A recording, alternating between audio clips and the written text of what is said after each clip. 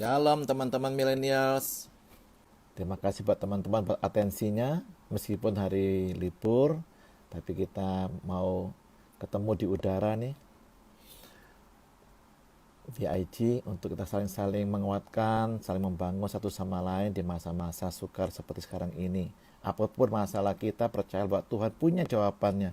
Tuhan punya jalan keluarnya yang terbaik buat setiap kita. Live Johan Kristianto.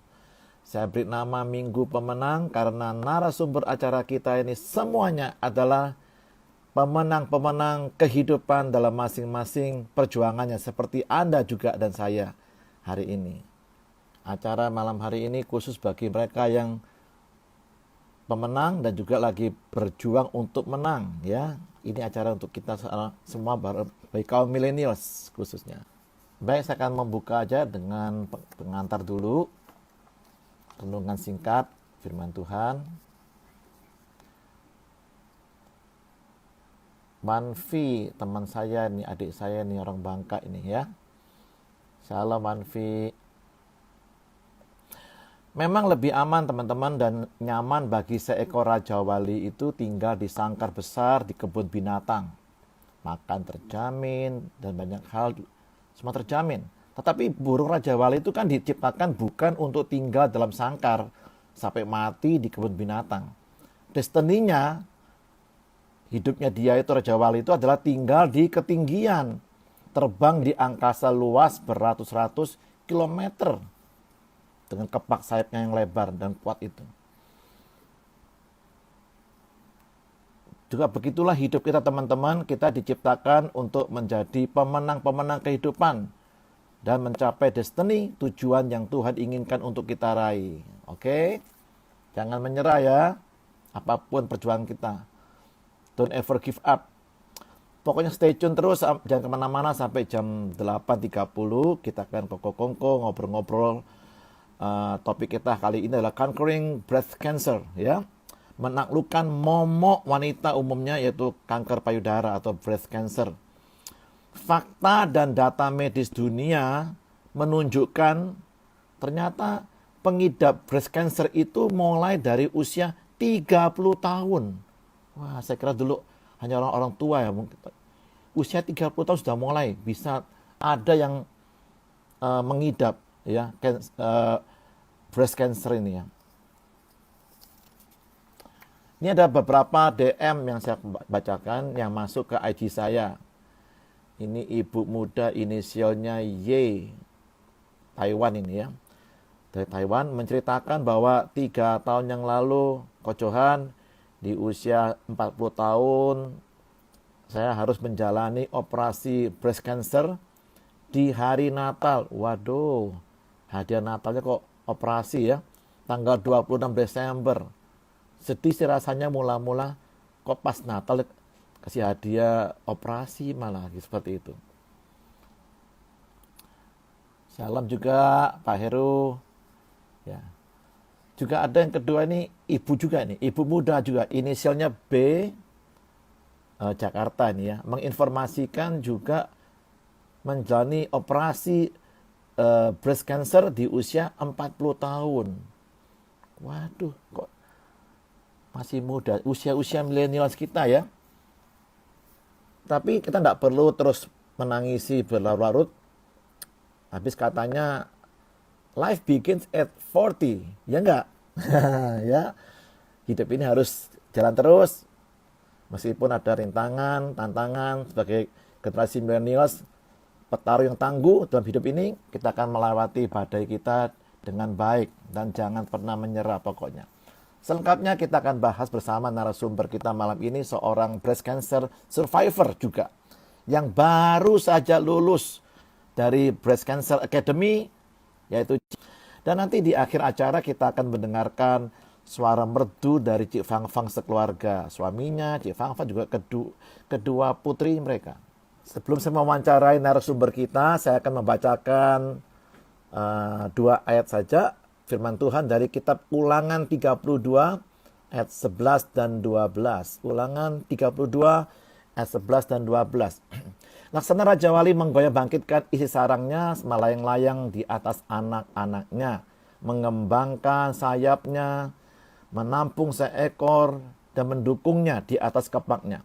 Demikianlah Tuhan sendiri, God Himself, ya, menuntun dia, dan tidak ada Allah lain menyertai dia. Wow, Tuhan tidak pernah ngutus malaikatnya untuk melatih kita, menemani kita berjuang sendirian, tetapi Tuhan Bapa kita sendiri akan menemani kita.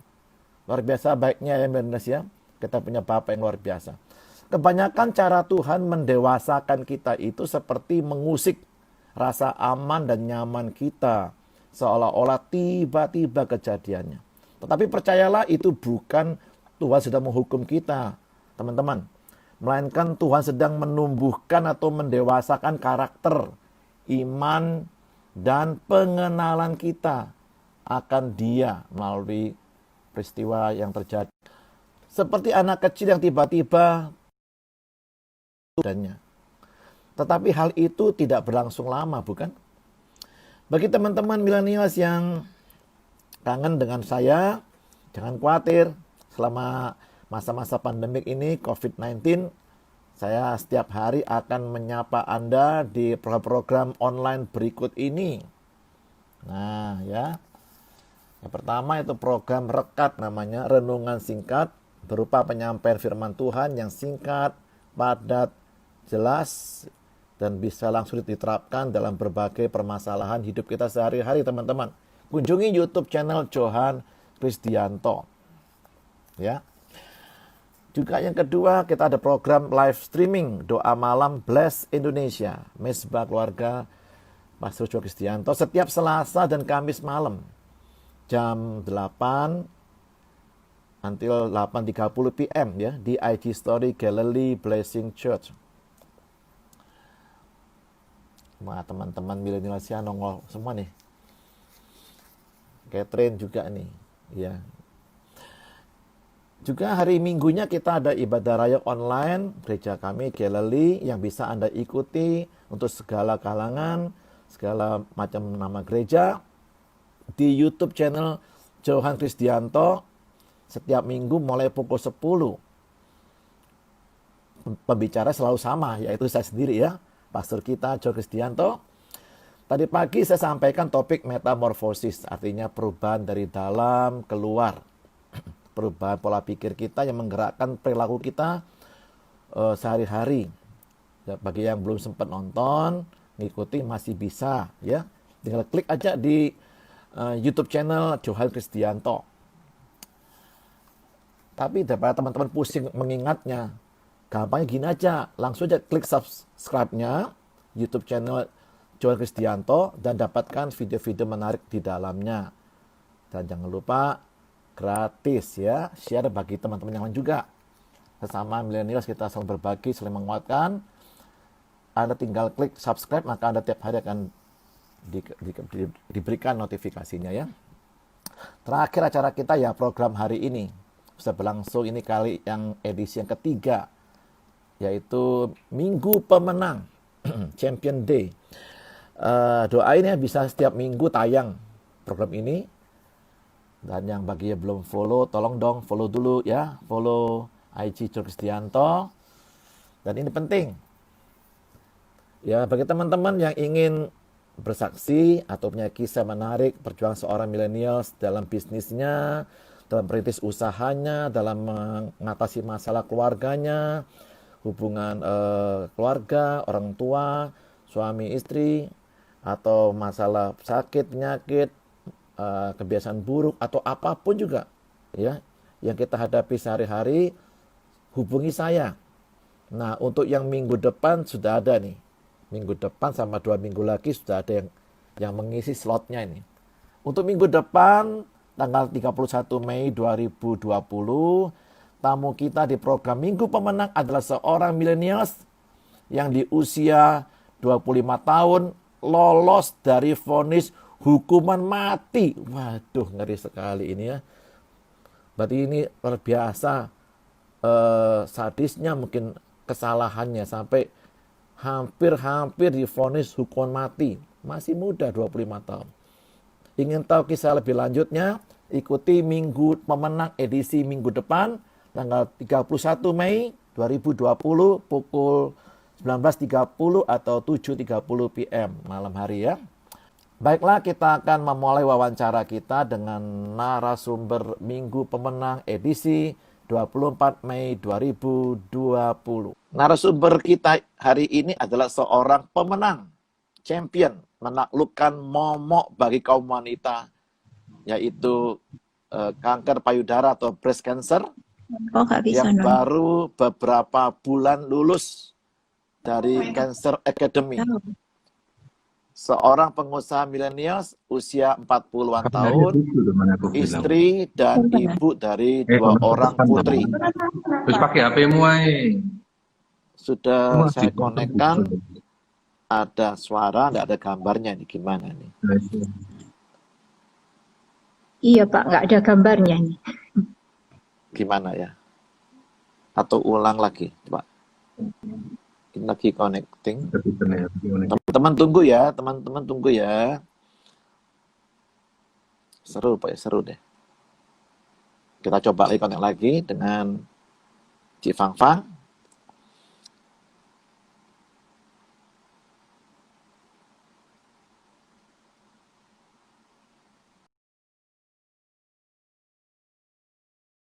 Johan.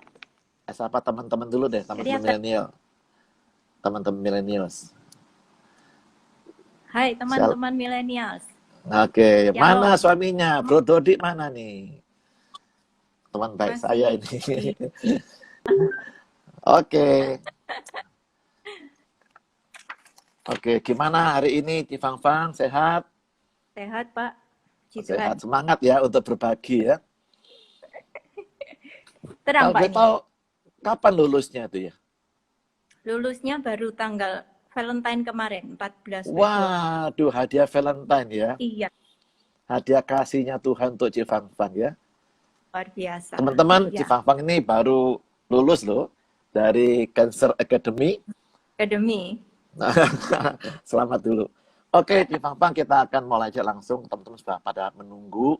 Mereka pengen ada yang bareng sama suami juga.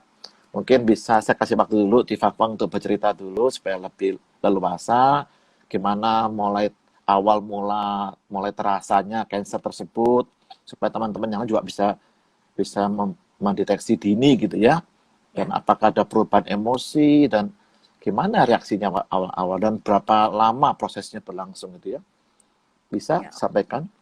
Ya, pada awalnya saya memang terasa ada sakit di dada. Gitu. Berlangsung. Seperti apa sakitnya? Seperti apa? Sakitnya seperti cenut-cenut begitu. Oh, bisul gitu ya? Cenut-cenut, jadi nyut-nyut begitu. Oke. Nggak ada curiga sih, karena selama ini kan saya pola makannya juga nggak suka yang terlalu yang berdaging-daging begitu. Terus saya banyak makan sayur juga, jadi nggak nyangka juga gitu. Jadi waktu sakit nyut-nyut itu saya pernah pemeriksaan diri sendiri itu memang nggak ada Pak Johan. Jadi selama hampir belum kelihatan ya?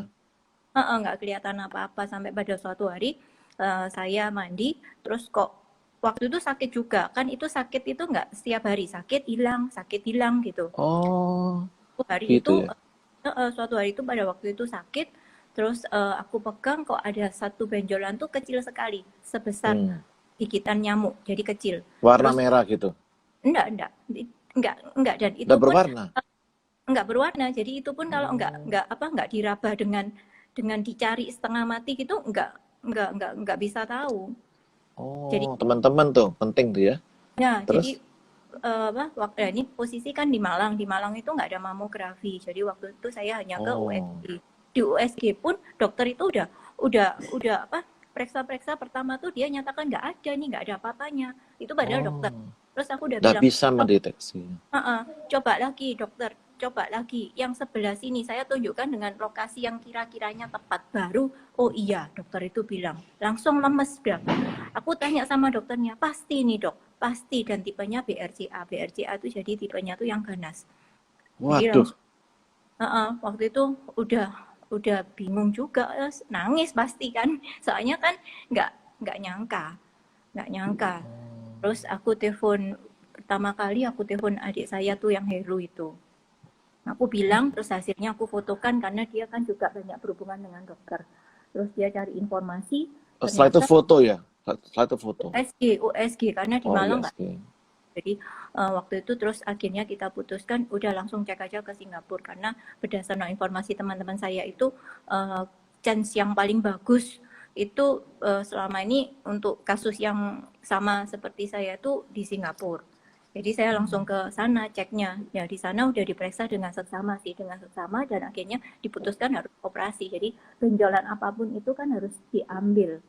Dan ternyata Oh, ambil setelah operasi itu 15 Desember, tanggal 22 Desember dinyatakan. Jadi patologinya itu keluar hasilnya nggak bagus. Jadi meskipun itu punya, menjelang Natal ya?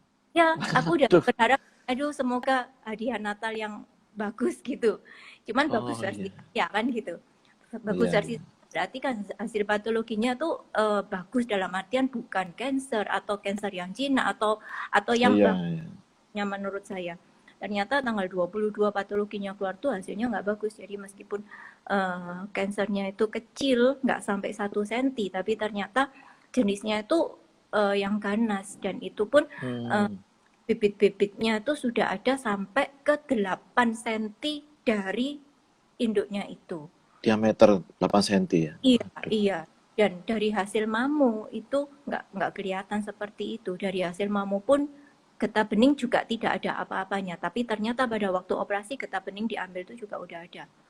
Jadi waktu itu ya, aduh, gimana ya Tuhan kok gini kan gitu. Dan hasil dari patologi itu banyak yang harus aku kerjakan dalam artian selain aku harus kemonya 7 kali, terus harus kemo lagi lanjutan 18 kali, harus ada operasi kedua, harus ada radiasi 1,5 bulan radiasinya harus dilakukan setiap hari. Tuh, kemo tuh 7 kali tambah 18 kali.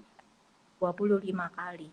Jadi Waduh. total kalau saya lakukan semua itu 1 tahun, kemarin lulus Februari itu berarti 1 tahun 1 bulan lulus.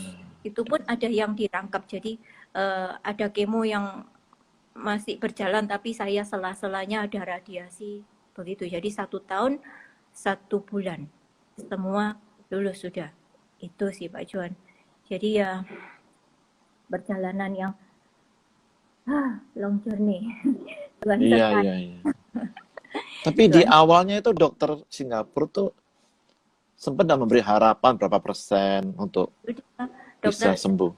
Singapura itu enggak sembuhnya ya, kalau sembuh saya percaya Tuhan sembuhkan. Dokter Singapura menyatakan jadi saya ada 2 dokter yang saya ke sana untuk hasil cek mamografi. Jadi biar Iya. saya, dokter yang pertama bilang 95% saya aman. Jadi maksudnya kan karena masih kecil, terus dari hasil mamo di getah bening juga nggak ada. Jadi Waktu itu. jadi sekali operasi udah beres. Saya mungkin nggak perlu kemo, nggak perlu Iya, apa-apa, iya. itu aja. Iya. Dan saya cek lagi ke dokter yang lain itu di rumah sakit yang lain juga. Iya. Hasil itu dia juga sama. Diagnosisnya sama, 95% aman, 5% mungkin kamu sudah menyebar. Tapi 95% kalau dari hasil data itu aman. Tapi ternyata apa yang dikatakan dokter itu bukan rencana Tuhan. Rencana Tuhan. Waktu diperiksa lebih lanjut itu baru ketahuan ya. Ya, setelah operasi Sudah menyebar. hasil operasi itu jadi irisan dagingnya tuh dimasukkan ke patologi. Jadi patologi itu yang lebih mendalam. Jadi dia meneliti apakah apakah daging kanker itu jenisnya apa, sudah menjalar atau belum, itu bisa dites dari patologi. Tapi hasilnya memang nggak bisa langsung keluar. Jadi harus tunggu sekitar 10 hari atau 14 hari gitu. 14 hari. Waduh. Begitu. Luar biasa. Tapi saya kok lihat di Instagramnya kok berani ya. Kayak menguatkan diri sendiri gitu mungkin ya. Iya. Tidak ada sedikit pun menyalahkan Tuhan, tidak ada sedikit pun apa ya, bersungut-sungut, tapi justru mengeluarkan energi positif ya ke orang yang membacanya itu. Saya sendiri membaca, wih, luar biasa ya dia Fang ini ya. Ya karena ya pertama sih nggak aku pungkirin pasti down lah. Siapa yang nggak down waktu dikasih vonis kamu kena cancer? Ayo, siapa yang nggak down? Jadi ya pertama down pasti Bayangan Pak Johan. awal gimana? Bayangan awalnya waktu divonis gitu, berpikir Ya enggak bakal. langsung ini tinggal berapa ya umurku? Oh, Karena tapi sebelumnya yang pernah mendengar informasi mengenai cancer ini? kalau breast Pernah cancer tahu enggak? papa saya kena cancer soalnya Pak Johan. Jadi Oh, waktu saya divonis cancer itu udah Tuhan kok aku pernah minta ke Tuhan waktu papa saya sakit Tuhan kalau boleh oh, aku jangan sampai kena cancer karena aduh, papa saya tuh setengah mati jadi trauma katanya ya. tuh iya kena cancer tuh sakit semua badannya terus habis berapa uang pun nggak sembuh akhirnya diobatkan sampai ke Cina pun nggak sembuh jadi Jadi bayangan papa itu muncul lagi waktu itu ya. iya udah berarti Waduh. aduh aku nih tinggal berapa umurku terus gimana kalau aku mati anakku gimana suamiku gimana mamaku gimana adik-adikku tuh menerimanya gimana Iya, ya iya, iya. bingung jadi apa ya intimidasi iblis itu waduh kuat sekali udah pokoknya itu kuat Siapa orang pertama yang Cik Fafang sampaikan, beritahu yang pasti kan mengenai suami kan yang nganterin dari awal oh, terus hari itu juga yang waktu di Malang dari hasil USG itu aku telepon yang pertama ke adikku nggak berani telepon ke mamaku karena mamaku kan orangnya kan sangat khawatir begitu jadi aku oh, telepon adikku untuk beritahu yang pertama Heru itu karena dia tahu mungkin kan channel-channel dokter dia kan banyak kenal jadi aku minta tolong dia untuk apakah benar ini hasilnya begini nih apakah benar kalau itu hasilnya tuh cancer terus yang kedua yang aku kasih tahu Salim itu jadi nggak berani kasih tahu mama dulu karena takutnya mama shock kan gitu kan karena kan ini juga kita juga nggak tahu harus iya ya. Terus gimana cara menyampaikan ke mama gitu ya? cara nyampaikan ke mama itu pada waktu sudah mau mendekati operasi yang pertama. Karena mama juga trauma juga ya, papa juga Ya, sempat cancer papa juga ya. seperti itu, terus nenek. Jadi mamanya mama kan juga kena kanker payudara dan itu waktu aku divonis kena kanker itu tepat Iya. 2 minggu setelah kakaknya mama meninggal kanker juga. Waduh, Jadi aku takut mama ini shock. bertubi-tubi ya Iya, jadi serangannya itu ya. iya jadi aku pun juga aduh kok aku sekarang gilirannya kan begitu. Pertama ya juga down Mbak Joan pasti down dan ya nangis tiap hari jadi ya nangis setiap hari Padahal karena Cik Fafang ini orang yang aktif loh teman-teman.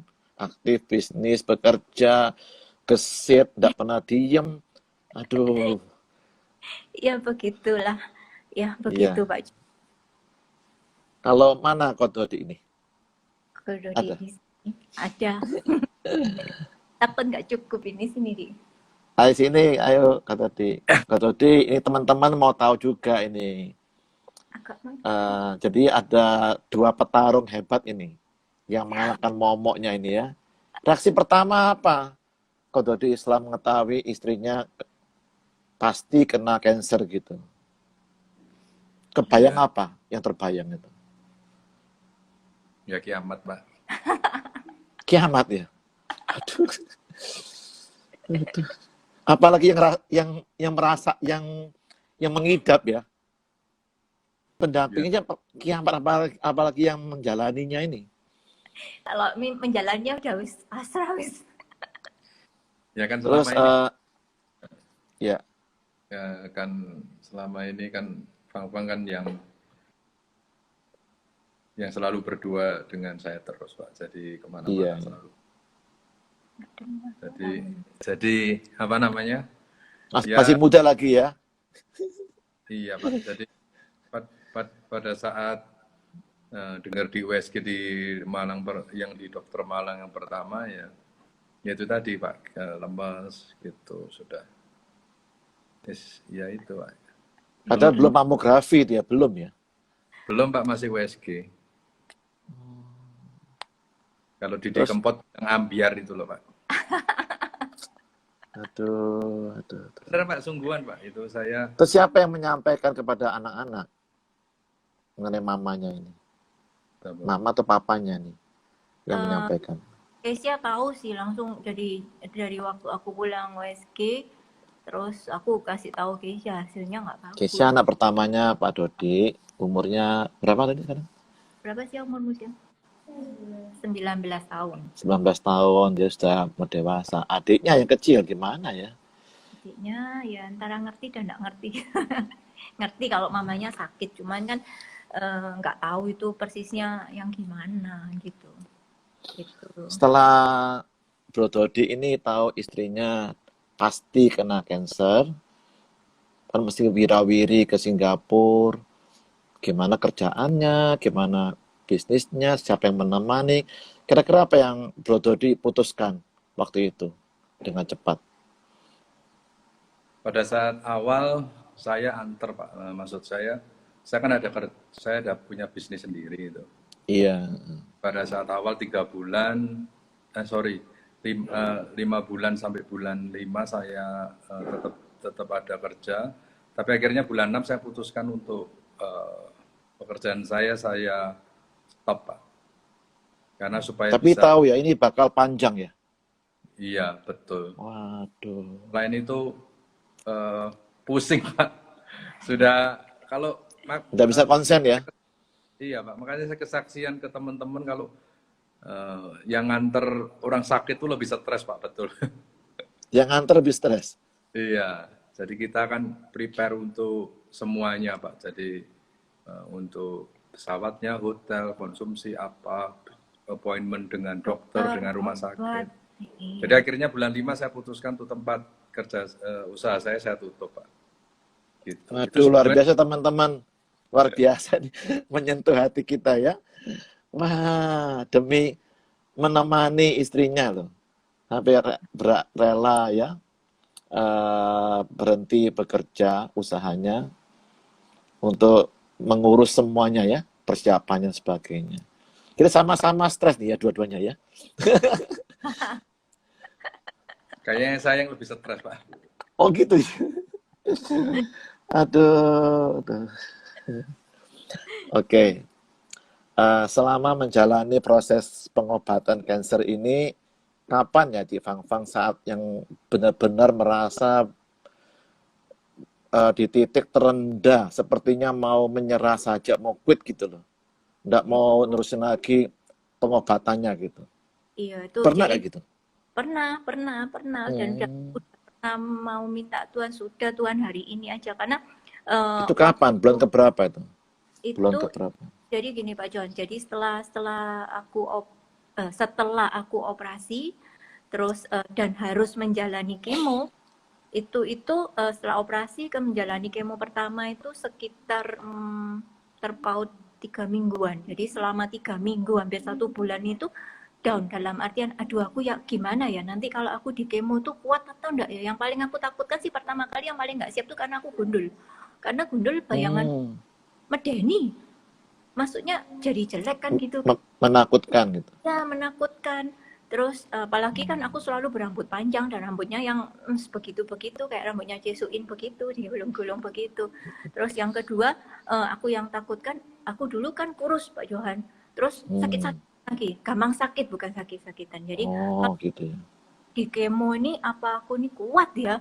Apa aku kuat ya? Ntar kalau aku mati gimana ya? Terus aku lihat dari orang-orang, maksudnya aku browsing, makanya kadang Google nggak terlalu ini sih kadang. Banyak yang tersiksa, maksudnya wah efeknya tuh begitu menyeramkan. Terus yang ketiga yang aku pikirkan, berapa banyak biaya yang aku harus keluarkan ya, karena iya betul. operasi terus masih kemo, dan kemo itu mahal. Kalau aku tanya-tanya temanku itu mahal, dan tidak hanya sekali kan, harus 25 kali aku jalani. Belum lagi nanti harus ada operasi lagi, harus ada radiasi juga. Jadi yang aku pikirkan selama sebelum kemo pertama tuh pusing setengah mati, ya memikirkan itu. Terus akhirnya udah ya udah oke, aku kemo pertama. Yang kemo pertama itu begitu aku rasakan, nggak pernah kemo ya Pak Johan ya. Iya, Ini iya. ya ternyata teman-teman yang sudah pernah kemo itu karena mungkin aku takut kemo, jadi mereka nggak apa namanya, nggak terus terang ke aku, jadi bilang oh nggak apa-apa kok, Oh, nggak enak badan. Padahal ternyata aku juga ya nyantai-nyantai, agak nyantai gitu. Begitu selesai kemo, begitu jarum dicabut, kemo tuh sekali kemo tuh 5 sampai 7 jam.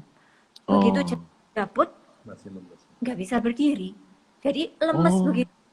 Jadi ya diseret sama masuk dibopong sama aku Ya, dari ini keluar rumah sakit itu sampai sampai hotel, sampai kursi roda. dibawa kursi roda sampai dimasukkan kamar. Dan sejak saat itu sampai hari itu jadi kemo besok pulang biar nggak enak badannya bisa teratasi di Indonesia, karena kalau di Singapura terus kan mahal. Itu iya.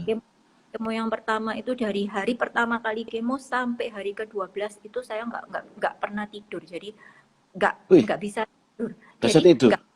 nggak tidur sama sekali nggak bisa tidur karena Kalau buka makan mata lancar. nggak enak Makan? karena nggak bisa Pak Johan, nggak enak mulut Oh, karena mulutnya kan pahit semua, jadi kalau rasanya tuh seperti oh, ini. Pak Johan pernah cabut gigi kan disuntik iya, kan, iya. suntiknya tuh kan pahit, terus Ngapal, ngapal. bibirnya tebel, jadi Nah, selama itu tiap hari, jadi makan juga nggak kerasa, semua pahit, gula pun aduh. aku makan tetap pahit. Gula itu pahit. Pahit, semua makanan pahit, begitu. Hmm. Jadi waktu yang hari ke-12 buka mata sakit, pecah mata sakit, sakitnya tuh dari kepala sampai ke kaki. Jadi kepala terasa itu kayak ada 1000 jarum yang ditembak di kepalaku itu. Aduh. Jadi terus badan nggak enak, pewanas, tenggorokan pahit. Sampai pernah pada suatu hari itu aku nggak bisa makan, nelen juga nggak bisa, terus aku Hmm. bawa ke dokter, aku disuruh buka mulut, aku dikasihin kaca, aku baru tahu seluruh mulutku ini Iya. sariawan sebesar segini, jadi besar Waduh. nggak ada celah lagi, jadi besar di bawah lidah, pokoknya rata pipi semua sampai tenggorokan. Mungkin kalau bisa diteropong ususku juga seperti itu, makanya sakit perut mual dan Itu sekali. pengaruh dari kemoterapi gitu mungkin ya. Pengaruh dari kemoterapi, karena obat kemoterapi itu kan apa ya, Tuh, tiap kali begitu, tiap kali kemoterapi tiap begitu. ya Wih, itu 7 kali ya. 7 kali yang menyiksa itu. Tapi waktu yang kemo pertama itu hari yang ke-12 itu aku udah nggak kuat, jadi nggak kuat tuh karena sudah nggak pernah tidur, mungkin badannya kan drop, semakin drop rasa yang nggak enak semakin menjadi kan. Jadi aku sudah nggak kuat karena badanku terasa gini. Jadi kalau pecah mata itu bayanganku itu di dalam tubuhku itu ada batu baranya semua. Jadi kalau aku Oh, pecah mata, kayak terbakar gitu. iya kayak Rasa terbakar. terbakar. Aduh Tuhan, ini neraka ini, kayak mungkin di neraka kayak gini. Aku Wih, udah sudah Tuhan, lama loh. 7 kali 3 minggu tuh. tujuh tujuh ya per 3 minggu yang menyakitkan. Ki Fafang, ini ada yang nanya nih teman-teman kita nih. Apa itu? Apa yang dilakukan untuk mengurangi efek samping dari kemoterapi yang dilakukan? Hmm, Cara gimana nah, caranya mengurangi kalau efek mengurangi sampingnya? maksudnya dari luar ya, maksudnya ya kita bisa Mm-mm. minum jus bit apel sama carrot itu tiap hari, itu yang paling menolong Oh, buat saya waktu itu, dan berjemur di matahari pagi itu menolong juga, karena mengurangi sakitnya itu ya. iya karena badan saya tuh linu semua dari kepala Hmm, sampai tulang kaki itu nggak bisa jalan tuh linu, dari atas sampai bawah rata sudah pokoknya, nggak gimana ada mau yang tidur ya, susah tidur ya berarti ya. nggak bisa tidur. Itu kalau kena bantal Hmm, kepala tuh kayak dihantem sama batu, jadi kepala keras ini itu. nggak boleh apa, nggak bisa tuh dipegang. Oh, Jadi ini tangan gini dipegang ah, sakit kayak orang mar gitu. Itu oh, sampai pada hari yang ke-12 waktu kemo pertama aku berdoa sama Tuhan. Sudah, aku udah siap, udah wis. Tuhan, aku mau kamu ambil hari ini karena udah aku nggak kuat. Karena sakit sekali, sudah aku nggak pernah tidur, nggak bisa apa-apa. Ya, apa bedanya aku oh, sekarang kayak neraka begini, ya udah aku sekarang Makan aja nggak bisa, tidur nggak bisa, lemes semuanya, nggak sakit enak. seluruh tubuhnya. Iya, Oh, jadi waktu itu nah aku pada waktu Tuhan itu pulang seperti itu tuh apa atau siapa yang dirasa paling kuat berperan membangkitkan semangatnya untuk tetap berjuang selain yang Tuhan pasti Yesus tentunya, orang yang paling selain dekat. Tuhan. Iya, yang paling dekat pasti suami karena kan yang mendampingi itu di samping saya terus begitu maksudnya. Wih, luar biasa Kak Todi. Sakit Kak adu-adu Todi, aja luar dia biasa. samping begitu, udah. Cuman dia selalu bilang gini, sudahlah, kamu nggak akan Tuhan nggak akan berikan pencobaan melebihi dari kekuatanmu. Aku bilang iya pasti. Cuman dalam hatiku bilang gini, iya kamu gak ngerasa, no lah aku sih ngerasa no kayak gini. Cuman itu memang dalam artian aku terbukti sih pada hari yang ke-12 aku sudah nggak kuat itu aku bilang sudah Tuhan sekarang aja aku siap-siap. Jadi waktu itu aku siap itu Aduh. aku BAB maksudnya udah wis aku tak BAB aku siap wis sewaktu-waktu kalau aku kesakitan nggak sadar ya sudah kan gitu. Ternyata aku BAB itu BAB yang keluar tuh darah. Jadi BAB darah. Wih, Aku darah. bilang wis ini kalau Tuhan memang berkehendak wis ini darah maksudnya racun seluruh tubuhku dikeluarkan saat ini gitu Pak Johan. Jadi waktu aku BAB itu jam 4 pagi nggak ada orang karena semua udah pada tidur kan. Iya. Terus setelah BAB lumayan jadi ada rasa dingin mau dimulai dari ujung jempol kaki naik sampai ke kepala. Jadi agak berkurang, agak berkurang 50% penderitaan itu. Sejak saat Rasa itu, panasnya tuh ya, rasa iya, panasnya tuh ya. Iya, sejak saat itu aku semangat. Oh, berarti Tuhan berkata lain. Maksudnya aku kepingin mati gitu ya, aku kepingin mati aja. Tuhan bilang enggak kan? Berarti kan aku dikasih apa ya? Aku penghiburan, aku dikasihin Iya, iya. kekuatan lah, aku bilang kekuatan sama Tuhan untuk bisa Kasih bukti pertama, ya, pertama, pertolongan Tuhan. Karena masih panjang kan, masih banyak sekali prosesnya itu. sampai aku pernah bilang sama Ko Dodi gini sehari sebelum itu sudah aku putuskan aku kemo lagi karena rasanya nggak bisa aku utarakan sekali. Cuman karena Tuhan kasih kekuatan waktu pagi itu, ya udahlah, aku berubah pikiran. Tuhan, aku jalanin. Tapi Tuhan harus sertai. Pasti Tuhan sertai aku. Iya. Itu beri kekuatan. Jadi apa ya penyemangat bukti pertama lah aku bilang bukti pertama. Iya, bukti Tuhan pertama itu. Itu Tuhan seperti kasih awan kecil. Belum hujan tapi ada awan kecil dulu ya. Itu bukti Tuhan nyertai Cik Fang Fang. Ini ada teman kita nanya Cik Fang Fang, C, gimana pertama kali tahunnya? Oh, sudah tadi kita bahas tadi ya, ini baru bergabung ini. Iya. Gimana ketahuannya, C? boleh DM nanti, boleh DM di saya. Iya. Itu sih. Begitu Pak Johan, ya. Berarti memang peran suami itu penting sekali ya. Penting sekali. Selama masa-masa itu gimana anak-anak terus yang menguatkan juga ya? Anak-anak ya sangat menguatkan karena Kesia kan udah gede ya dan dia tahu gitu ya maksudnya. Jadi ya dia sangat-sangat apa ya sangat care lah aku bilang sangat mengerti jadi kondisi. Satu keluarga sama-sama bertarung gitu ya? Iya sama-sama berjuang ya? Iya Pak Johan, Catherine yang kecil. Iya. Itu selama aku kemo pasti dia malam itu pasti gini, ayo mah berdoa. Anak kecil loh itu. Iya. Itu dan dia yang doanya singkat sederhana doa anak kecil tapi aku yakin dan pasti Tuhan pasti jawab doa anak kecil. Tuhan Catherine selalu doakan sebelum tidur dan dia yang ngajak inisiatif doakan mamanya begitu. Baik Cik Fang Fang, kita ada waktu 1/4 jam lagi. Di Roma 8:28 kan bilang kita tahu sekarang setelah melewati masa ini semuanya bahwa Allah turut bekerja dalam segala sesuatu untuk mendatangkan kebaikan bagi mereka yang mengasihi Dia. Kira-kira kebaikan apa ya yang Cik Fang Fang sama Ko Dodi dapatkan setelah menyelesaikan proses pengobatannya gitu? kebaikan. Ya banyak Pak Johan, kalau kebaikan Tuhan itu apa ya, selama aku melalui semusim yang kemarin itu banyak sekali lah kebaikan Tuhan, dari penyertaan lah, terus dari mujizat yang nggak pernah aku pikirkan. Tuhan Iya. kasih sampai bahkan pemulihan hubungan keluarga pun Tuhan kasih itu. Jadi Bisa doa terus keluarga ya. ya Terus berdoa.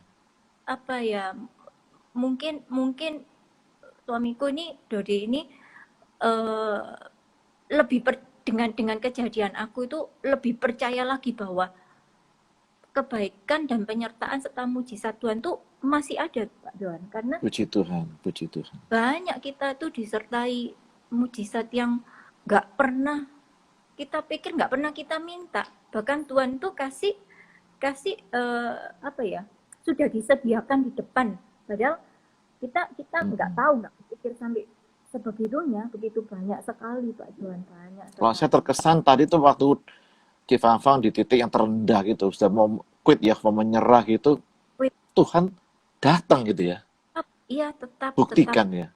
Wih, buktikan. nggak terlambat ya pertolongan Tuhan. Idanya, C, apakah sekarang sudah sembuh total, C, katanya gitu. Hai Lisa, sembuh dalam nama Yesus, sembuh total, aku percaya. Karena Terakhir kan kontrol ya, terakhir ya. terakhir ya itu pun Mas tetap penyertaan Tuhan. Jadi terakhir kontrol harus kembali ke Singapura tanggal 8 Februari. 28 Februari. Dan Iya. itu udah ada corona Pak. Di sana udah ada corona. Bahkan aku Oh, landing di nggak ada orang ke sepi video. gitu ya. Sepi. Tapi kita masih boleh masuk dan rumah sakit masih menerima kita. Terus setelah Waduh, pulang ke Indonesia, seminggu kemudian Singapura lockdown. Dalam artian kita nggak bisa ke sana. iya. Jadi Singapura kalau kita ke sana harus dikaranti. Mm-mm. Dan dokter juga kayaknya dokter sana pasti mengutamakan untuk COVID-19-nya dulu kan gitu. Iya, Itu iya. masih disertai Tuhan. Bahkan ini pun masih disertai Tuhan, corona ini. Iya, Dengan iya. nah ini berarti aku masih dikasih Itu pas waktunya ya. Pas waktunya Tuhan ya. Diatur semua ya. waktu Tuhan, nggak ada yang bereset. Teman-teman, saya tertarik untuk membacakan beberapa Instagramnya ini ya. Saya memang mengikuti teman-teman, mengikuti perkembangan Cifang sama Kododi keluarga ini. Dan saya coba mau flashback lagi ya. Ini di masa-masa pengobatannya ini. Saya lupa tanggal berapa ini. Februari 25. Apa sebelumnya? Strength growth in the moment when you think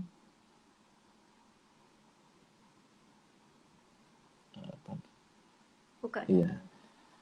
When you think you cannot go on but you keep going in. Oh, kekuatan itu bertumbuh di saat ketika kamu berpikir kamu tidak dapat melanjutkannya, tetapi kamu harus terus meneruskannya gitu ya. Maksudnya waktu itu ngomong ke diri sendiri apa ngomong ke orang lain kira-kira?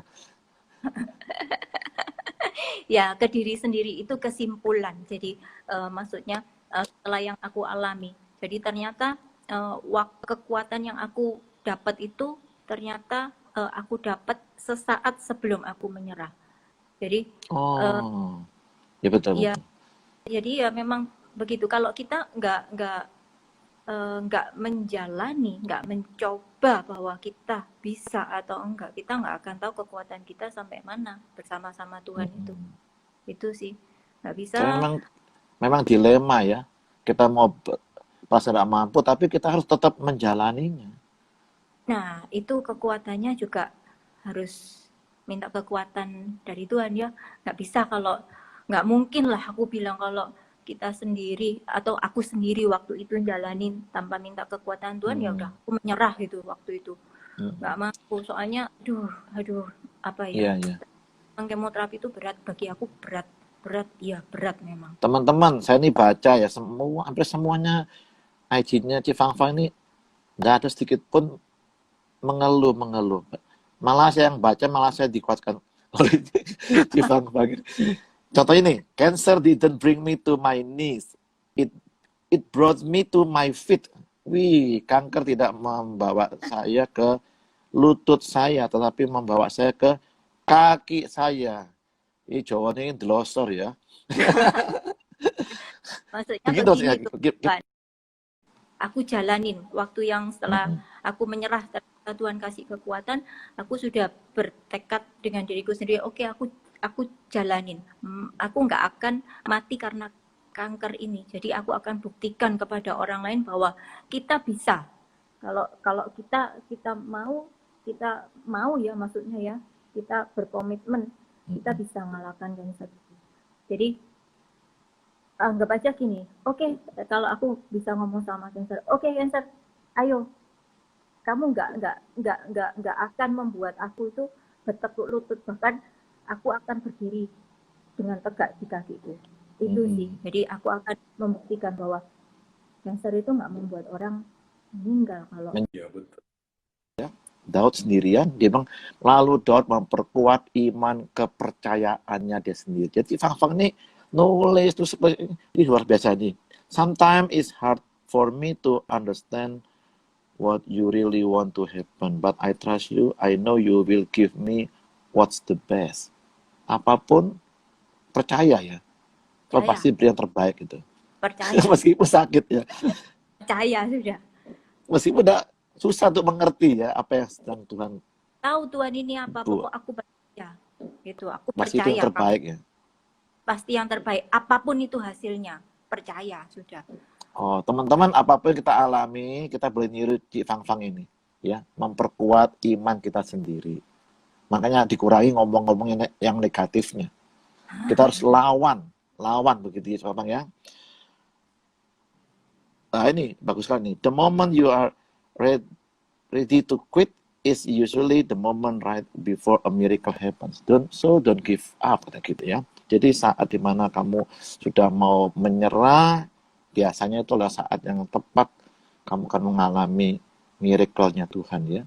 Jadi teman-teman jangan menyerah, siapa tahu.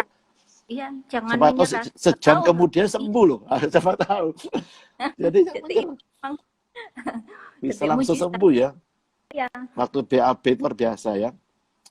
Ini my big day, hore, my graduation day, my Valentine day, thanks God. Waduh. Yang saya kagum nih, Cik Fang pernah malu ya.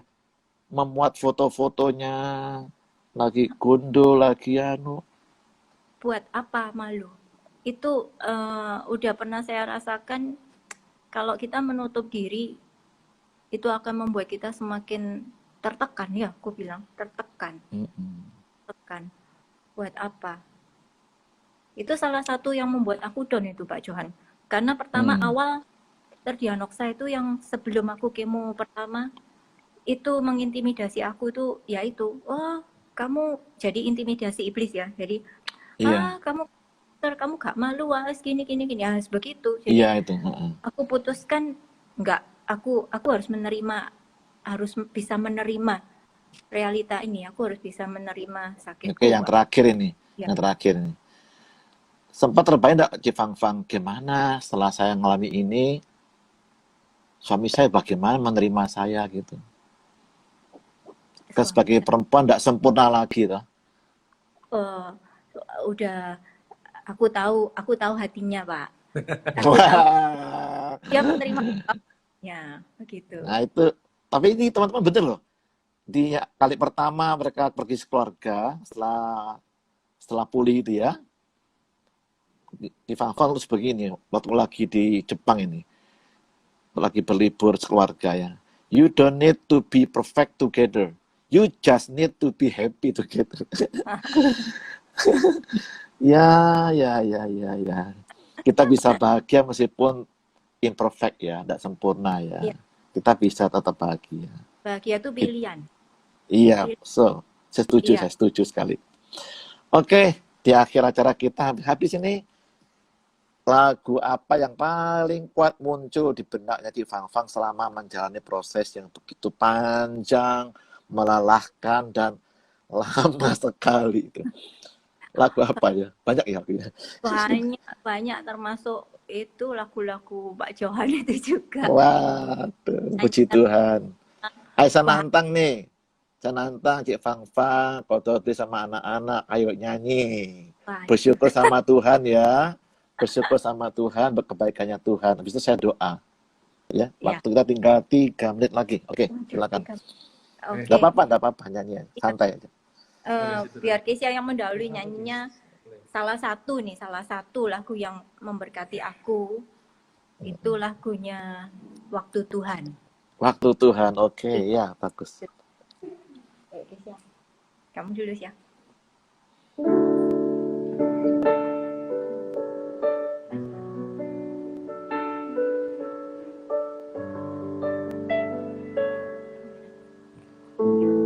Ini Kesia anak pertamanya Cik Fang Fang Kodoti ya.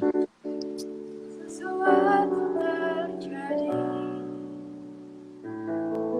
ku percaya semua untuk kebaikan. Bila nanti telah tiba waktu, ku percaya kuasa-Mu memulihkan hidup. Waktu Tuhan pasti yang terbaik, walau kadang tak mudah dimengerti. Lewati cobaan, ku tetap percaya waktu Tuhan pasti yang terbaik. Puji Tuhan.